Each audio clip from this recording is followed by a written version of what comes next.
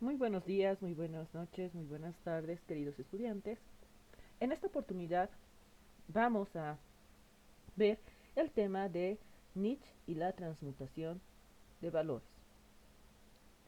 Nietzsche es un crítico despiadado del pasado, un profeta del futuro, desmitificador de los valores tradicionales y propugnador de un hombre que tenía que venir. Friedrich Nietzsche se interpreta a sí mismo como un hombre elegido por el destino, como aquel que contradice como jamás se ha contradicho. Los conceptos que veremos y desarrollaremos en este video son los conceptos fundamentales de la filosofía de Nietzsche, crítica a la tradición socrático-platónica, crítica a los valores de la cultura occidental, crítica a la moral, crítica a la religión cristiana, el nihilismo, la transvaloración de los valores, el superhombre, características del superhombre y la voluntad de poder.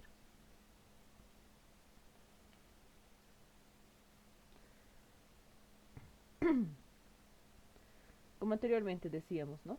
Nietzsche se interpreta a sí mismo como un hombre elegido por el destino, como aquel que contradice como jamás se ha contradicho.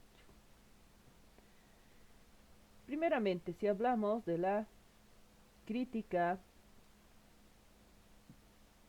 a la tradición socrático-platónica, tiene que ver primeramente con dos puntos. Primero, la califica metafóricamente como un egipticismo, ¿no? Este sería y tendría que ver con el odio contra la idea de venir. El platonismo no solo crea eh, nomías conceptuales, sino también, si hablamos de esta crítica, estamos hablando del uso de conceptos demasiado abstractos, vacíos, universales, donde la realidad nunca es general, sino particular, concreta y única. El mundo verdadero no es más que un añadido mentiroso. Esas son las observaciones que hace con respecto a la tradición socrático-platónica.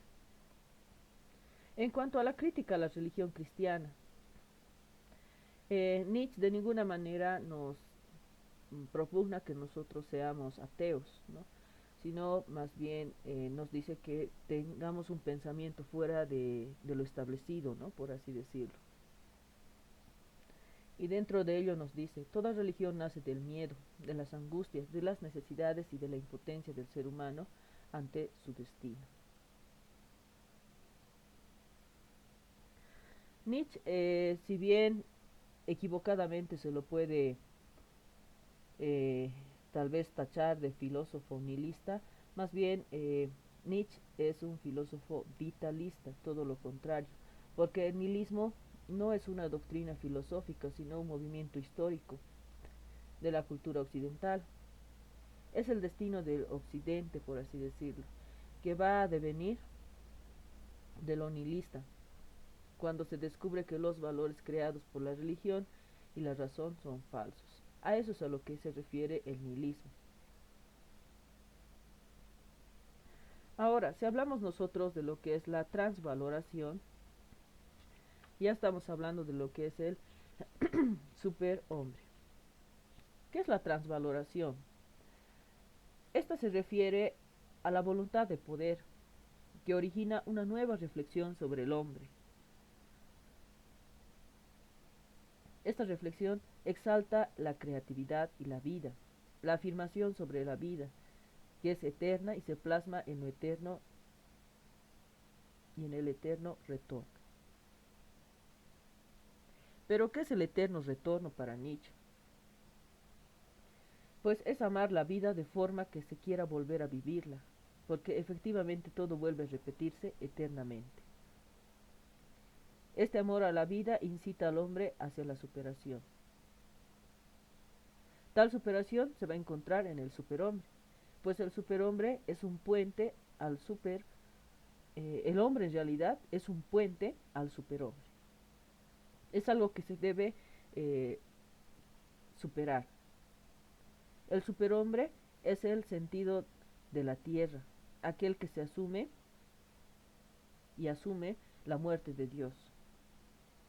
Renuncia a los valores ultramundanos, afirmando la vida.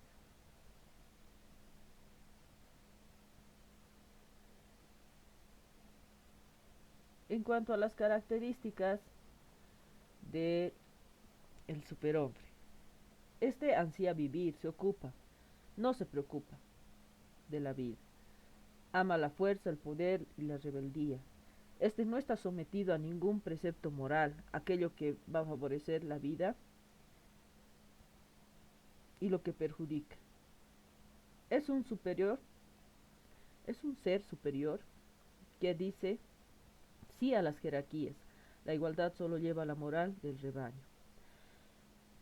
Entre las características también está que ha transmutado los valores de la moral tradicional. Vive fiel a la tierra y no a la metafísica ni a Dios. No le preocupa el más allá. Vive la voluntad del poder, de dominar, de ser señor y no esclavo. Quiere volver a vivir, quiere el eterno retorno. Bien, el superhombre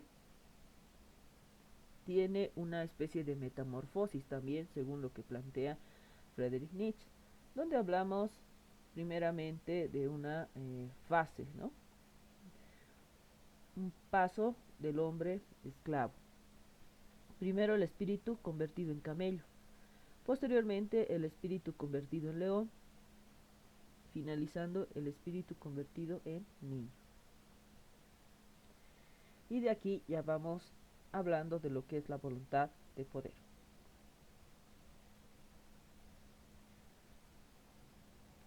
La voluntad de poder es un concepto que Nietzsche no logró definir totalmente, pero puede entenderse mediante las aproximaciones siguientes. La vida, el hombre, la realidad son la voluntad de poder. Todo se sustenta en ella y en un deseo de superarse, de ser más, con una fuerza creciente. Donde si hablamos de la transmutación de valores, estamos hablando de la voluntad de poder que supera el nihilismo y crea nuevos valores que afirman la alegría de la vida, la multiplicidad y el devenir. Donde tenemos acá en la imagen moral de los esclavos y moral de los señores. La moral de los esclavos siempre va a tratar de prudencia, caridad, sacrificio, humildad, compasión, conformidad, ¿no? Donde vemos defiende la igualdad, no crea valores, prevalecen los valores de la debilidad, su voluntad es negativa y reactiva. La moral de los señores llegaría a ser todo lo contrario.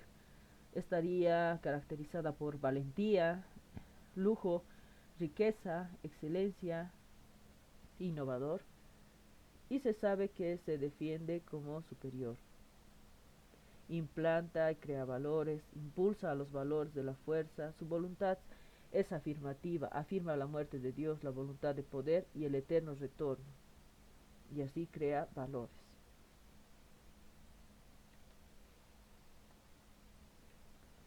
Bien, hasta ahí llegamos con la explicación. Queridos estudiantes, por favor ver el siguiente video en el cual vamos desarrollando las actividades del texto.